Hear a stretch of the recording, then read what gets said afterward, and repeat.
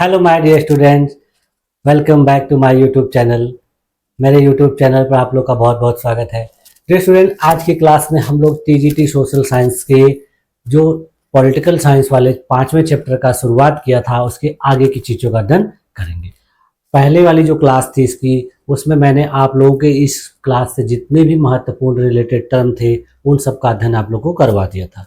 और आज की क्लास में मैंने आप लोग से कहा था कि आपके इस चैप्टर के एनसीईआरटी से रिलेटेड जो भी बातें हैं वो हम लोग आज की क्लास में देखेंगे कि एनसीईआरटी के बुक में आपके किस तरीके से इमेज के माध्यम से, कार्टून के माध्यम से, चित्रों के माध्यम से आपको लोकतंत्र के परिणाम को समझाने का, बताने का प्रयास किया गया है और उसको हम लोग देखेंगे, समझेंगे। उसके बाद फिर अगली क्लास में हम लोग इससे रिलेटेड जो एमसीक्यू हैं उनको भी अध्ययन कर लेंगे। कुछ पीवाईक्यू भी हैं जो पिछले ईयर के क्लास में पूछे गए थे, तो उन सारी चीज़ों को हम लोग देख लेंगे। तो चलिए आइए देखते हैं कि एनसीईआरटी की किताब में आपके लोकतंत्र के परिणाम के बारे में क्या क्या बातें दी गई। हाँ देखिए, आज हम लोग को देखना है लोकतंत्र के परिणामों का मूल्यांकन कैसे करें। यानी एनसीईआरटी की किताब में आपके दिया गया है कि जो लोकतंत्र का परिणाम होता है उसको कैसे मूल्यांकन किया जाता है। और लोकतंत्र के बारे में आप लोगों ने कक्षा 9 में पढ़ा था। तो इसमें देखिए क्या कहा जा रहा है कि लोकतंत्र को सबसे बेहतर बताया जाता है। क्यों बताया जाता है? क्योंकि यह नागरिकों में समानता को बढ़ावा देता है, व्यक्ति की गरिमा को बढ़ाता है, इससे फैसले में बेहतरी आती है, टकरावों को टालने संभालने का तरीका देता है और इसमें गलतियों को सुधारने की गुंजाइश होती है। यानी ये सारी इसकी जो विशेषताएं हैं, खासियत हैं। इसके अलावा देखिए इसमें कहा गया है कि लोकतांत्रिक शासन जो ऐसा शासन होता है जिसमें अधिकांश लोग अन्य किसी भी वैकल्पिक शासन व्यवस्था की तुलना में लोकतंत्र को ज्यादा पसंद करते हैं। क्यों? क्योंकि लोकतांत्रिक शासन के कामकाज से संतुष्ट होने वाले संख्या उतनी बड़ी नहीं होती, फिर भी लोग लोकतंत्र को ज्यादा पसंद करते हैं। देखिए यहाँ पर एक कार्टून के माध्यम से दिखाया गया है कि जो लोकतांत्रिक शासन व्यवस्था होती है वहां पर लोगों की अपेक्षाएं बहुत ज्यादा होती है और लोगों को पूरी तरह से संतुष्ट कर पाना संभव नहीं हो पाता है। जैसे देखिए यहाँ पर एक कार्टून में दिखाया गया है कि यहाँ पर देखिए कुछ लोग जो है पुलिस की ज्यादती के खिलाफ प्रोटेस्ट कर रहे हैं, कुछ लोग अलग राज्य बनाना चाह रहे हैं, कुछ लोगों को अलग से डीए एक्स्ट्रा चाहिए, कुछ लोग बॉर्डर डिस्प्यूट सॉल्व करने के मकसद से सरकार की आलोचना कर रहे हैं, स्टूडेंट्स की अलग डिमांड है, कुछ लोग भाषा से संबंधित मुद्दों को लेकर सरकार के खिलाफ आवाज उठा रहे हैं। तो इस तरीके से देखिए विभिन्न प्रकार की समस्याएं जो हैं लोकतांत्रिक शासन व्यवस्था में देखने को मिलती है। इसलिए यहाँ देखिए लिखा गया है कि क्या विविध प्रकार के दबाव झेलना और तरह तरह की मांगों को संतुष्ट करना ही लोकतंत्र है, या लोकतांत्रिक शासन व्यवस्था में ही इस तरह से लोग आवाज उठा सकते हैं और मांग कर सकते हैं। अगर गैर लोकतांत्रिक शासन व्यवस्था रहे तो इस तरीके से लोग मांग सरकार से नहीं कर पाएंगे और सरकार जो चाहेगी, जैसा चाहेगी, अपने हिसाब से करेगी। तो ये इस कार्टून में दिखाया गया है। फिर उसके बाद फिर देखिए यहाँ पर दिखाया गया है, ये सब सारी चीजें देखिए हम लोगों ने पिछली क्लास में पढ़ ली थी। तो इसमें अब दिखाया गया कि उत्तरदायी, जिम्मेदार और वैध शासन लोकतंत्र कैसे होता है। तो हम लोगों ने सारी चीजों के बारे में देखा था। यहाँ पर भी देखिए कार्टून के माध्यम से दिखाया गया है। यहाँ कहा जा रहा है कि देखिए एक जो है टेलीस्कोप है और एक टेलीस्कोप के माध्यम से देखिए यहाँ पर गवर्नमेंट को दिखाया गया है, यहाँ आम नागरिक को दिखाया गया, जनता को दिखाया गया। अब यहाँ कहा जा रहा है कि आपके बारे में सरकार इतना जानती है। यहाँ देखिए कहा जा रहा है कि आपके बारे में सरकार इतना जानती है, लेकिन आप सरकार के बारे में कितना जान पाते हैं। देखिए तो यहाँ पर देखिए बताया गया है कि सरकार हमारे बारे में, आम नागरिकों के बारे में विभिन्न तरीके से जानती है। जैसे देखिए राशन कार्ड के माध्यम से, वोटर आईडी कार्ड के माध्यम से और आजकल जो है आधार कार्ड के माध्यम से सरकार आम जनता के बारे में सारी जानकारी रखती है। तो इसमें पूछा जा रहा है कि सरकार के बारे में हम कैसे जानकारी रखते हैं। देखिए सरकार के बारे में जानकारी रखने के लिए सबसे बड़ा जो तरीका है वो संसद के जो अधिवेशन होते हैं उनको देखना, उनको सुनना। उसके बाद फिर देखिए विभिन्न प्रकार के समाचार पत्रों में जो खबरें छपती हैं, फिर न्यूज चैनलों में जो खबरें छपती हैं, तो इन सब के माध्यम से हम देखिए सरकार के बारे में जानकारी प्राप्त करते हैं। तो यही यहाँ दिया गया है कि जैसे सरकार हमारे बारे में जानकारी रखती है तो हम उसको कैसे अपने पास जानकारी प्राप्त करते हैं। फिर उसके बाद फिर देखिए यहाँ पर दिखाया गया है कि कार्टून दिया गया है कि यहाँ कहा रहा है कि इसका मतलब यह कि लोकतांत्रिक व्यवस्था की सबसे बड़ी उपलब्धि लोकतांत्रिक व्यवस्था ही है। इस मानसिक कसरत के बाद हमने यही नतीजा निकाला। इसमें कहा जा रहा है कि लोकतांत्रिक व्यवस्था की सबसे बेहतरीन चीज क्या है, लोकतांत्रिक होना ही है। तो लोकतांत्रिक होना ही लोकतांत्रिक व्यवस्था की सबसे अच्छी और खासियत है। फिर देखिए यहाँ पर दिखाया जा रहा है कि कुछ ऐसे देश हैं जो लोकतंत्र को बेहतर मानते हैं और कुछ ऐसे देश हैं जो तानाशाही को बेहतर मानते हैं, वहां पर तानाशाही को जो है वरीयता दी जाती है। तो देखिए यहाँ पर दक्षिण एशिया के कुछ देशों का उदाहरण दिया गया है, जिसमें देखिए बांग्लादेश, भारत, नेपाल, पाकिस्तान और श्रीलंका को उदाहरण स्वरूप लिया गया है। यहाँ पर देखिए कुछ कलर से, जैसे रेड कलर से दर्शाया गया है जो लोग लोकतंत्र को बेहतर मानते हैं, येलो कलर से दर्शाया गया कि कभी कभी तानाशाही यहाँ पर बेहतर मानी जाती है, और जो ब्लू कलर से दिखाया गया है इमेज, वहाँ कोई फर्क नहीं पड़ता, चाहे तानाशाही हो चाहे लोकतंत्र हो। अब देखिए यहाँ पर दिखाया जा रहा है कि बांग्लादेश में 69% लोगों के द्वारा लोकतंत्र को बेहतर माना जाता है, भारत में 70%, नेपाल में 62%, पाकिस्तान में 37% और श्रीलंका में 71%। उसी प्रकार देखिए कभी कभी तानाशाही को भी बेहतर माना जाता है, बांग्लादेश में 6%, भारत में देखिए 9%, नेपाल में 10%, पाकिस्तान में 14% और श्रीलंका में 11% लोगों के द्वारा। उसी प्रकार से देखिए किसी को कोई फर्क नहीं पड़ता, चाहे वहाँ लोकतंत्र हो चाहे तानाशाही। ऐसे लोग देखिए बांग्लादेश में 25% हैं, भारत में 21%, नेपाल में 28%, पाकिस्तान में 49% और श्रीलंका में 18%। ये ऐसे लोग होते हैं जो देखिए बहुत गरीब होते हैं, बहुत पिछड़े हुए होते हैं, उनको इन सब से कुछ मतलब नहीं होता है कि हमारे यहाँ तानाशाही है कि लोकतंत्र, क्योंकि उनकी स्थिति जो है जल्दी बदलने वाली होती नहीं। ठीक है, तो इसके लिए देखिए यहाँ पर दिया गया है कि अपने देश के लिए लोकतंत्र की उपयुक्तता पर बहुत कम लोगों को संदेह है। जैसे देखिए दक्षिण एशिया में दिखाया गया है कि यहाँ दिखाया गया बहुत उपयुक्त और एक तरफ दिखाया गया उपयुक्त। आप देखिए ये 100% में से देखा गया, तो पूरे दक्षिण एशिया में दिखाया गया है कि 88% लोग जो है लोकतंत्र को उपयुक्त मानते हैं, बाकी 12% लोग बहुत उपयुक्त मानते हैं। उसी प्रकार देखिए बांग्लादेश में 93% लोग लोकतंत्र को उपयुक्त मानते हैं, बल्कि 7% लोग बहुत उपयुक्त मानते हैं। श्रीलंका में देखिए 92% लोग जो है उपयुक्त मानते हैं और बहुत उपयुक्त जो है 8% लोग। उसी प्रकार भारत में भी देखिए 92% लोग लोकतंत्र को उपयुक्त मानते हैं और 8% लोग बहुत उपयुक्त मानते हैं। पाकिस्तान में देखिए 84% लोग उपयुक्त मानते हैं, बाकी 16% बहुत उपयुक्त।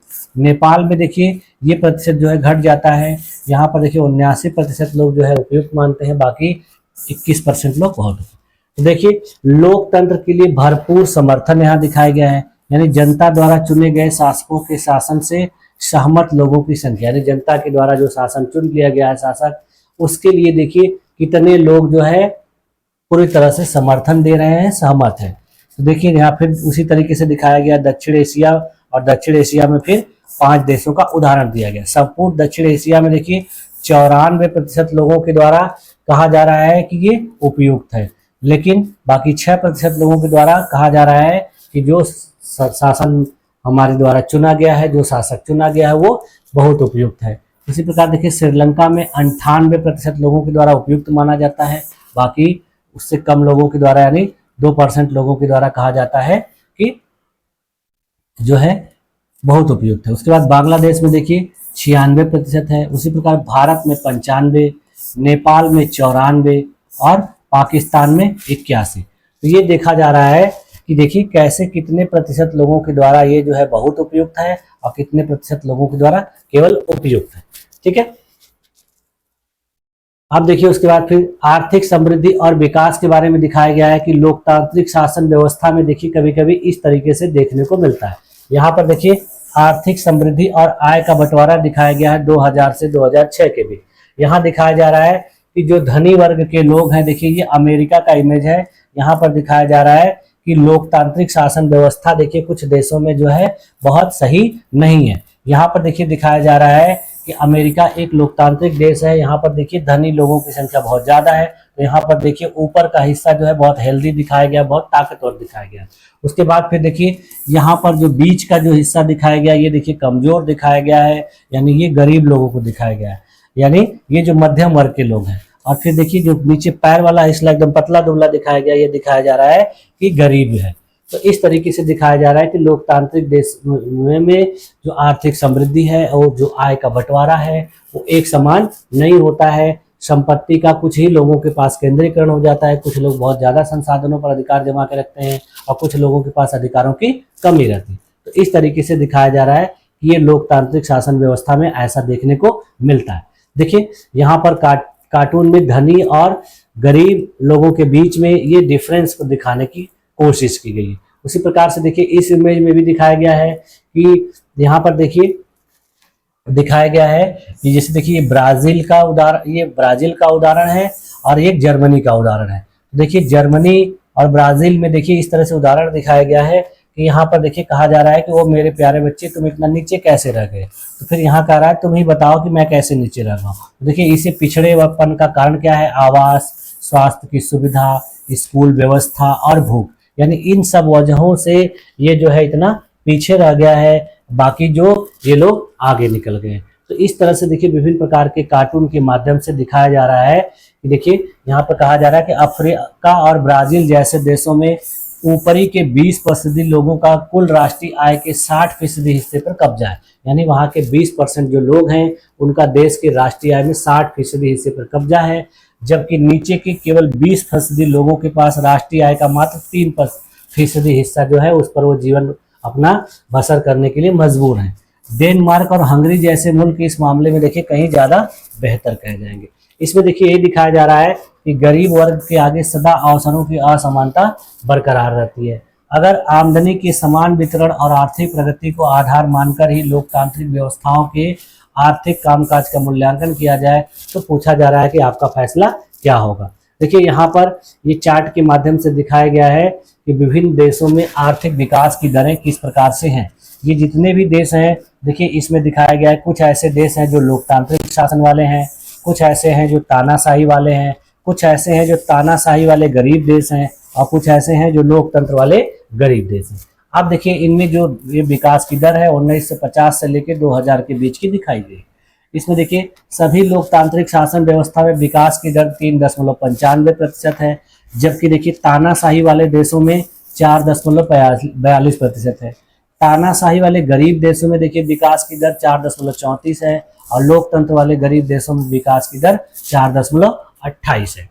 उसी प्रकार से देखिए चुने हुए देशों में आय की असमानता का चार्ट है। यहाँ पर देखिए देशों का नाम दिया गया, जैसे दक्षिण अफ्रीका। यहाँ पर देखिए राष्ट्रीय आय में वहाँ के कितने प्रतिशत लोगों का कितना हिस्सा है। तो देखिए दक्षिण अफ्रीका में बताया जा रहा है कि ऊपर के 20% लोगों के पास राष्ट्रीय आय का 64.8% हिस्सा है। उसी प्रकार से देखिए नीचे के जो 20% लोग हैं उनका केवल 2.9% राष्ट्रीय आय पर हकदार या हक है। उसके बाद देखिए ब्राजील में यही हिस्सा देखिए ऊपर के 20% लोगों के पास 63% है और नीचे के 20% लोगों के पास केवल 2.6 है। रूस में देखिए ऊपर के 20% लोगों के पास 53.7% है और नीचे के लोगों के पास केवल 4.4% है। इसी प्रकार देखिए अमेरिका में दिखाया गया कि 50% जो राष्ट्रीय आय का हिस्सा है वो ऊपर के 20% लोगों के पास है, बाकी नीचे के 20% लोगों के पास केवल 4% है। ब्रिटेन में देखिए ऊपर के 20% लोगों के पास 45% हिस्सा है और नीचे के जो 20% उनका केवल 6% है। डेनमार्क में देखिए 34.5% है ऊपर के 20% लोगों के पास और नीचे के 20% लोगों के पास 9.6% है। उसी प्रकार देखिए हंगरी में दिखाया गया है कि 34.4% जो है ऊपर के 20% लोगों के पास है और 10% जो है नीचे के 20%। तो इस तरीके से दिखाया जा रहा है कि ये लोकतांत्रिक जो देश हैं, लोकतांत्रिक शासन व्यवस्था वाले देश हैं, यहाँ पर किस प्रकार की आय की असमानता देखी जाती है, विकास दर में किस प्रकार की भिन्नता देखी जाती है। तो ये सारी चीजें जो है हमको लोकतंत्र के बारे में बताई जा रही है। अब फिर देखिए असमानता और गरीबी में कमी के बारे में दिखाई जा रही है कि कुछ ऐसे देश हैं जहां पर लोकतंत्र होते हुए भी बहुत ज़्यादा असमानता है, बहुत ज़्यादा गरीबी है। अब देखिए यहाँ पर दिखाया जा रहा है कि एक गरीब की आवाज़ के रूप में एक कार्टून दिखाया गया। देखिए इस गरीब के मुंह पर एक पट्टी लगी हुई है, यानी ये किसी से कुछ नहीं कह सकता या आवाज़ उठाने पर भी इसकी आवाज़ कोई सुनने वाला नहीं। उसके बाद फिर देखिए इसके जो कपड़े हैं सब फटे हैं, हर जगह चक्की लगी हुई है, पुराने कपड़े पहना हुआ है और इस तरीके से दिखाया जा रहा है कि ये आदमी जो है बहुत गरीब है, इसके पास बहुत सारी समस्याएं हैं और इन समस्याओं से ये लोकतांत्रिक देश की जो निर्वाचित सरकारें हैं उस पर उतना ध्यान नहीं दे पा रही हैं, जिसकी वजह से समस्या देखी जा रही है। कुछ ऐसे देशों के बारे में यहाँ बताया जा रहा है, जैसे देखिए बांग्लादेश का उदाहरण दिया गया है। यहाँ की आधी से ज्यादा जो आबादी है अपना जीवन गरीबी में गुजारती है। अनेक गरीब देशों के लोग अपनी खाद्य आपूर्ति के लिए भी अभी भी अमीर देशों पर निर्भर हैं। तो इस तरीके से देखिए दिखाया जा रहा है लोकतांत्रिक। उसी प्रकार से देखिए यहाँ पर और एक इमेज में दिखाया जा रहा है कि यहाँ पर देखिए विश्व का धन चंद लोगों के हाथों में, यानी पूरे विश्व का जो संपत्ति है, प्रॉपर्टी है, पैसा है, वो कुछ ही लोगों के हाथ में। अब जैसे देखिए यहाँ पर केवल एक व्यक्ति के पास दिखाया जा रहा है, यहाँ केक के माध्यम से दिखाया जा रहा है, पिज्जा के माध्यम से, कि इस व्यक्ति के पास देखिए 50% हिस्सा जो है पूरे विश्व के धन का है, यानी और बाकी लोगों के पास देखिए जो है ये पूरी विश्व के लोगों के पास ही है, इसके पास केवल अकेला 50%। इसी प्रकार देखिए यहाँ पर दिखाया गया कि इस व्यक्ति के पास केवल 2% हिस्सा है।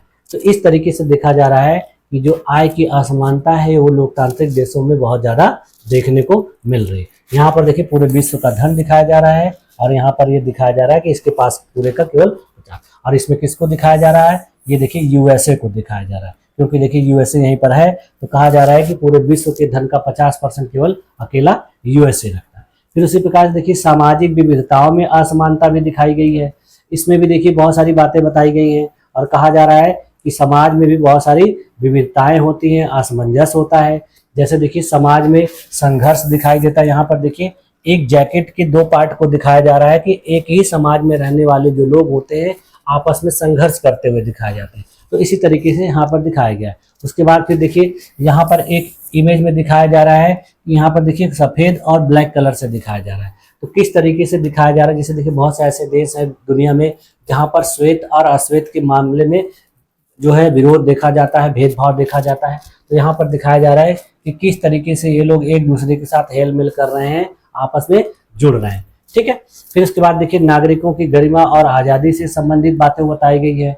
यहाँ पर दिखाया गया है कि किस तरीके से यहाँ पर महिलाओं को सम्मान दिया जाता है, पुरुष प्रधान समाज में उनको कैसे अधिकार दिए जाते हैं, कैसे वो लोग अपने अधिकारों की मांग करते हैं। उसके बाद फिर देखिए यहाँ पर एक कार्टून नीचे दिया गया है। इसमें देखिए एक अमेरिका की नारीवादी महिला नेता या कहा जाए कि सिविल राइट नागरिक अधिकारों की जो नेता हैं, ये इनको बहुत उस समय बहुत ज़्यादा जो है सम्मान मिला था। इन्होंने क्या किया था, देखिए ये आपको एक इमेज दिखाई गई है। इस इमेज में ये महिला जो है एक बस की सीट पर बैठी हुई है। इनका नाम देखिए रोजा पार्क्स है। ये घटना देखिए 1955 की है, अमेरिका की अलबामा के मोंटगोमरी नामक स्थान पर।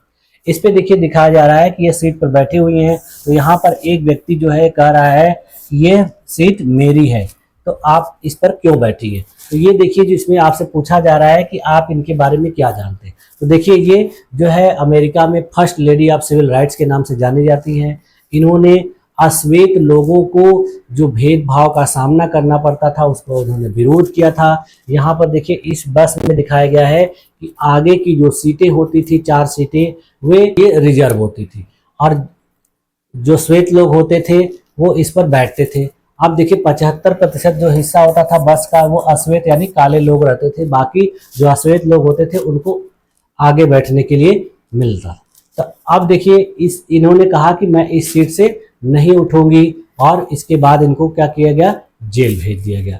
जिसके बाद फिर ये जेल से छूट के आती हैं और उसके बाद फिर उस प्रांत में इस तरीके का जो भेदभाव था वो खत्म कर दिया गया। ठीक है। तो इसीलिए इनको यहाँ पर दिखाया गया है कि एक महिला जो है अपने अधिकारों के लिए किस तरीके से लड़ती है। तो यहाँ दिखाया जा रहा है कि अपने देश में राजनीति के क्षेत्र में बहुत से ऐसे क्षेत्र हैं जहाँ पर महिलाओं को जो है प्रतिनिधि या प्रतिभागी नहीं बनाया जाता है, इनका प्रतिशत बहुत ज़्यादा कम है। ठीक है।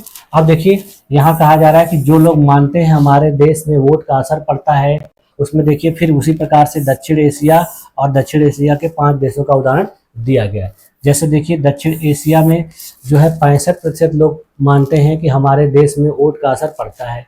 बांग्लादेश में 66%, भारत में 67%, नेपाल में 75%, पाकिस्तान में 50% और श्रीलंका में 65%।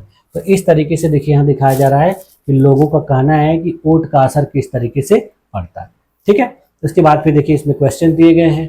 तो इस तरीके से देखिए आपकी एनसीईआरटी की किताब में लोकतंत्र के परिणाम के बारे में महत्वपूर्ण बातें जो दी गई थी उसको मैंने आप लोगों के बारे में आप लोगों से डिस्कस कर दी। इसमें देखिए यहाँ पर एक साइड में दिया गया है कि मुझे सिर्फ अपनी बोर्ड परीक्षा की चिंता है, पर लोकतंत्र को इतनी सारी परीक्षाओं से गुजरना होता है और परीक्षा लेने वाले भी करोड़ों होते हैं। यहाँ कहा जा रहा है कि मैं पढ़ाई करती हूँ तो मुझे अपनी केवल बोर्ड परीक्षा की चिंता है, उसी में मैं परेशान हूँ। जो लोकतांत्रिक व्यवस्था को चलाने वाले लोग होते हैं उनको कितनी परीक्षाएं देनी पड़ती है और परीक्षा लेने वाले भी करोड़ों लोग होते हैं। तो इस तरीके से बताया जा रहा है कि ये लोकतांत्रिक व्यवस्था जो है बहुत चुनौतीपूर्ण व्यवस्था होती है, इसको चलाना संभालना बहुत आसान नहीं होता है, क्योंकि करोड़ों लोगों की अलग अलग आकांक्षाएं होती हैं, अलग अलग ज़रूरतें होती है और सभी को पूरा करना पूरी तरह से संभव नहीं होता। लेकिन फिर भी ये जो लोकतांत्रिक व्यवस्था होती है ये दुनिया में सबसे अच्छी मानी जाती है, क्योंकि दुनिया के जितने भी सक्षम देश हैं सब लोगों ने इस व्यवस्था को अपनाकर रखा। इनकी जो भी कमियां हैं, जो समस्याएं हैं, अगर उनको दूर कर दिया जाए तो इनसे अच्छी व्यवस्था कोई हो ही नहीं सकती। तानाशाही और गैर लोकतांत्रिक व्यवस्थाओं में नागरिकों के अधिकारों का हनन किया जाता है, उतने अधिकार नहीं दिए जाते। ये सारी चीजें इसमें आपको बताई गई और ये सब चीजें मैंने आप लोगों को पिछली क्लास में भी बेहतर तरीके से समझा दिया था, बता दिया था। अब देखिए इस क्लास में हम लोगों ने जो भी चीज़ें देखी हैं ये आपकी एनसीईआरटी से रिलेटेड महत्वपूर्ण बातें थी और इसमें मैंने आप लोगों को हर तरीके की चीज़ों को जो है समझाने का प्रयास किया और आप लोग इन सब चीज़ों को एक बार अच्छे से अपने एनसीईआरटी की बुक में पढ़ लेंगे तो और भी आपको ये सारी चीज़ें क्लियर हो जाएगी। ठीक है, तो आज की क्लास में देखिए बस यहीं तक रखा जाए। अब इसके बाद जो अगली क्लास है उसमें मैं आप लोगों को जो है इससे रिलेटेड जो एमसीक्यू और पीवाईक्यू है उसका अध्ययन कराऊंगा। ठीक है, तो इसमें देखिए यही सब सारी चीज़ें दी गई थी और ये आप लोग एक बार अपने से अच्छे से पढ़ लीजिए। ठीक है, तो मुझे उम्मीद है कि आप लोगों को सारी चीज़ें अच्छे तरीके से समझ में आएंगी और आप लोगों ने मेरी इस क्लास में इतने देर तक अपने आप को बनाए रखा, इसके लिए भी आप लोग का बहुत बहुत धन्यवाद। मिलते हैं नेक्स्ट क्लास में, तब तक के लिए थैंक यू।